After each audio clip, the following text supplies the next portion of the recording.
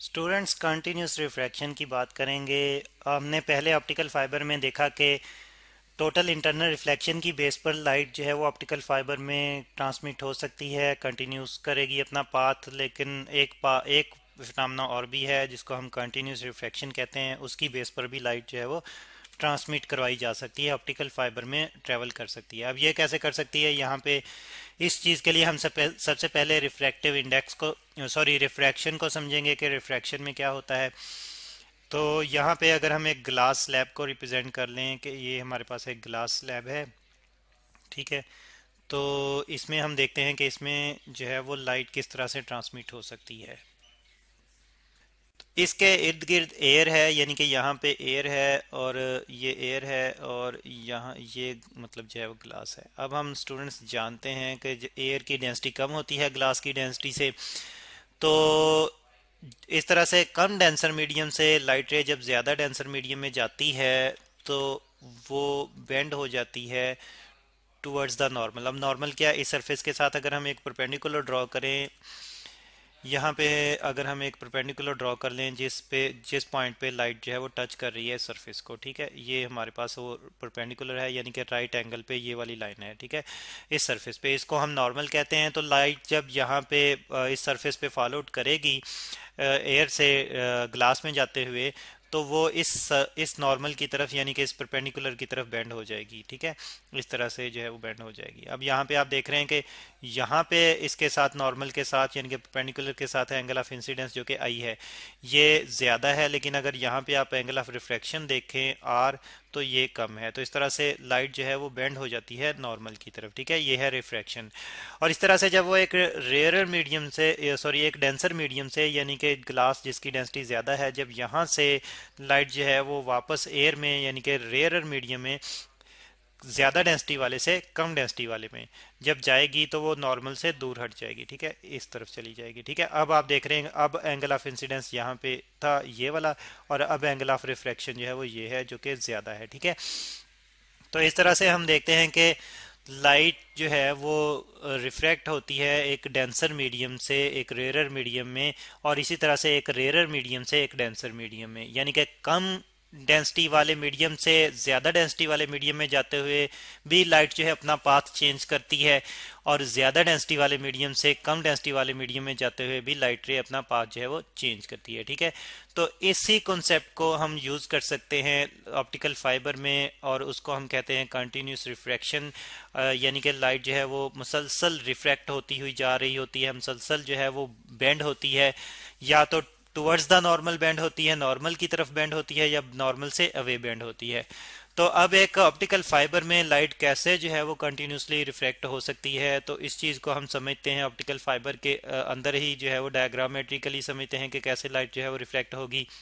यहाँ पे फिर हम ऑप्टिकल फाइबर जो है वो रिप्रेजेंट करते हैं, और स्टूडेंट्स हमारे पास जो ऑप्टिकल फाइबर है यहाँ पे एक स्पेशल टाइप की ऑप्टिकल फाइबर है जिसको हम step multi mod step index fibre कहते हैं, ठीक है, multi mod step index, multi mod step index, इसके बारे में आप डिटेल में जो है वो अगले लेक्चर्स में जानेंगे।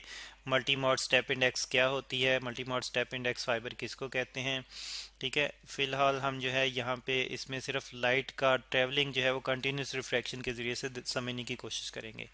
अब इसमें यहाँ पे जो सेंट्रल रीजन होता है, जो दरमियान वाला हिस्सा होता है ऑप्टिकल फाइबर का, इसको हम कोर कहते हैं, ठीक है, ये हमारे पास है कोर।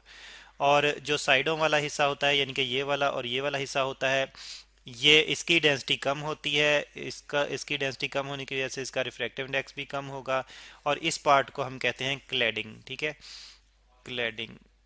तो ये हमारे पास है क्लैडिंग। अब कोर जिसकी डेंसिटी जो है वो ज़्यादा होती है, इसलिए उसका रिफ्रैक्टिव इंडेक्स भी ज़्यादा होता है। यहाँ पे हम कोर के रिफ्रैक्टिव इंडेक्स को अगर n1 से रिप्रेजेंट कर दें और क्लैडिंग के रिफ्रैक्टिव इंडेक्स को n2 से रिप्रेजेंट कर दें, तो हम कहते हैं कि n1 is greater than n2, n1 is greater than n2। और रिफ्रैक्टिव इंडेक्स किस वजह से ज़्यादा होगा, डेंसिटी ज़्यादा होने की वजह से ज़्यादा होगा। अब उससे क्या होगा, उससे कुछ ये होगा कि लाइट जब यहाँ पे हम इस कोर में इस पार्ट में जब हम इंटर करवाएंगे लाइट, तो वो इस तरफ जाएगी, जब इस बाउंड्री पे आएगी तो यहाँ पे रिफ्रैक्टिव इंडेक्स यानी कि यहाँ पे डेंसिटी कम है, जबकि ऊपर वाले में डेंसिटी सॉरी नीचे दरमियान में डेंसिटी ज़्यादा है, ऊपर डेंसिटी कम है। तो यहाँ पे अगर हम एक नॉर्मल रिप्रेजेंट कर लें इस तरह से, ठीक है, तो लाइट जो है इस नॉर्मल से अवे बैंड हो जाएगी, यानी कि इस तरफ चली जाएगी, ठीक है, इस तरह से। अब जब लाइट जो है वो यहाँ पे आएगी इस बाउंड्री पे, ऊपर जो है हमारे पास, ऊपर हमारे पास जो है वो सेफ्टी कवर है जिसको हम बफर बोलते हैं, ठीक है। यहाँ से लाइट जो है इस बाउंड्री से, क्लैडिंग की आउटर बाउंड्री से लाइट जो है वो टोटली इंटरनली रिफ्लेक्ट होगी। रिफ्लेक्शन के फिनोमेना को, टोटल इंटरनल रिफ्लेक्शन के फिनोमेना को हम पिछले लेक्चर में समझ चुके हैं। लाइट यहाँ पे, सॉरी ये थोड़ा सा कोशिश करते हैं बिल्कुल सीधा सीधा पाथ बने, ये इस तरह से, ठीक है। तो लाइट जब यहाँ पे दोबारा से कोर में आएगी, कोर की बाउंड्री पे पहुंचेगी, तो अब फिर वो नॉर्मल की तरफ बेंड हो जाएगी, ठीक है। अब फिर वो नॉर्मल की तरफ मुड़ जाएगी, इस परपेंडिकुलर की तरफ जो हम ड्रॉ कर रहे हैं इसकी तरफ मुड़ जाएगी इस तरह से, ठीक है। तो लाइट इस तरफ मुड़ गई है। ये ज़रा कोशिश करते हैं बिल्कुल ठीक ठीक बने, ये तकरीबन इस तरह से जो है मुड़ जाएगी, दरमियान में फिर बेंडिंग जो है वो आ रही है, ये इस तरह से, ठीक है। तो अब फिर यहाँ पे, यहाँ से फिर लाइट जो है जब बाहर निकलेगी कोर से, फिर ना बाहर निकलेगी तो नॉर्मल से दूर हट जाएगी इस तरह से। तो स्टूडेंट्स आप देख रहे हैं कि लाइट जो है वो बार बार रिफ्रैक्ट हो रही है, ठीक है, बार बार रिफ्रैक्ट हो रही है, और फिर बाउंड्री पे जाकर, क्लैडिंग की बाउंड्री पे जाकर टोटली इंटरनली रिफ्लेक्ट होती है, ठीक है। तो इस तरह के फिनोमेना को हम तो कंटिन्यूस रिफ्रैक्शन कहते हैं। अच्छा, ये तो हमने स्टेप बाय स्टेप लाइट को रिफ्रैक्ट करवाया है। स्टेप बाय स्टेप कहाँ कैसे रिफ्रैक्ट करवाया देखें। एक तो इस बाउंड्री पर रिफ्रैक्ट हुई है लाइट इस स्टेप में, और फिर इस स्टेप में रिफ्रैक्ट हुई है लाइट, फिर यहाँ पे स्टेप बाय स्टेप रिफ्रैक्ट हुई है। लेकिन अगर कंटिन्यूसली जो है वो रिफ्रैक्शन हो सके, यानी कि मुसलसल जो है वो रिफ्रैक्शन रिफ्रैक्शन जो है वो बार बार होती ही जाए, कंटिन्यूसली होती जाए, तो क्या ऐसा हो सकता है? तो जी बिल्कुल हो सकता है। हमारे पास इस किस्म की फाइबर भी है जिसको हम multi mode graded index fibre कहते हैं। उसमें लाइट जो है मुसलसल रिफ्रैक्ट होती जाती है, जबकि यहाँ पे हम देख रहे हैं कि लाइट रिफ्रैक्ट होती है, रिफ्लेक्ट होती है, फिर रिफ्रैक्ट होती है, फिर रिफ्लेक्ट होती है, फिर रिफ्लेक्ट होती है, लेकिन वहाँ पे जो है वो ज़्यादा मरतबा लाइट जो है वो रिफ्रैक्ट होती जाती है, जिसकी वजह से लाइट को इस तरह के step by step path follow नहीं करने पड़ते, बल्कि मुसलसल जो है वो मुड़ती जाती है, मुसलसल बेंड होती जाती है। तो इसको हम समझते हैं डायग्राम की मदद से, और यहाँ पे फिर हम रिप्रेजेंट करते हैं अपनी multi mode graded index fibre जिसकी हमने बात की थी।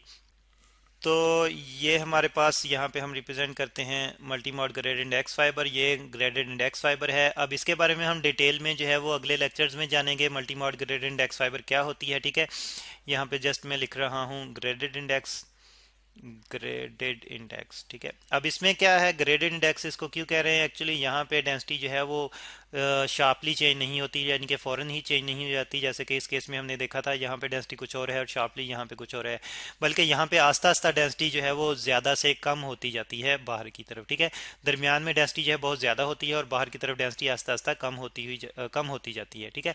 उसकी वजह से क्या होता है, रिफ्रैक्टिव इंडेक्स भी फिर जो है वो आस्ता आस्ता चेंज होता जाता है। तो अब लाइट जब ट्रेवल करेगी तो क्या होगा, मुसलसल जो है वो बेंड होती जाएगी, मुसलसल रिफ्रैक्ट होती जाएगी, यानी कि यहाँ से लाइट जब इस स्टेप पे आएगी तो रिफ्रैक्टिव इंडेक्स कम होने की वजह से और डेंसिटी कम होने की वजह से वो नॉर्मल से दूर हट जाएगी, ठीक है। फिर यहाँ पे आगे जब जाएगी ये ज़्यादा जो है वो बेंडिंग हमने शो कर दी है, इसको थोड़ा कम करें, ठीक है, ये इस तरफ हट जाएगी। फिर आगे जब जाएगी तो और दूर हट जाएगी, ठीक है, आगे जब जाएगी तो और दूर हट जाएगी।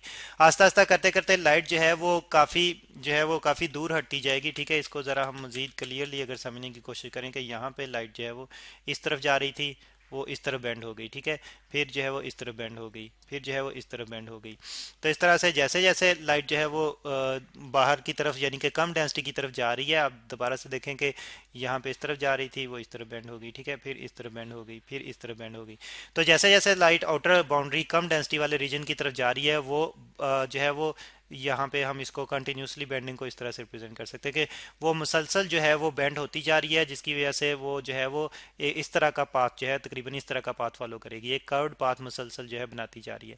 और जब वही लाइट जो है दोबारा से कम डेंसिटी से ज़्यादा डेंसिटी वाले हिस्से में आती है तो दोबारा से वो जो है वो नॉर्मल की तरफ बेंड होती जाएगी। तो इस तरह से लाइट यहाँ पे फिर इस तरह से बेंड हो गई, फिर यहाँ से ज़्यादा डेंसिटी वाले से जब वो कम डेंसिटी वाले में आएगी तो फिर दूर हटती जाएगी, तो इस तरह से जो है वो बेंड होती होती जाएगी।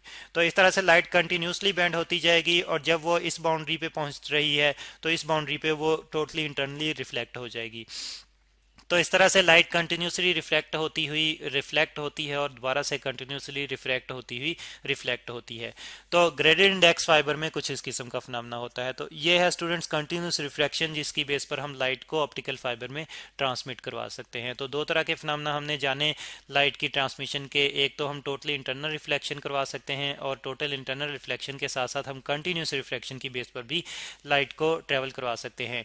अब अगले लेक्चर्स में आप जानेंगे कि किस तरह से मुख्तलिफ फाइबर्स में जो है वो मुख्तलिफ किस्म तरह से हम लाइट जो है वो ट्रांसमिट करवा सकते हैं और कितनी तरह की फाइबर जो है हमें मिलती हैं।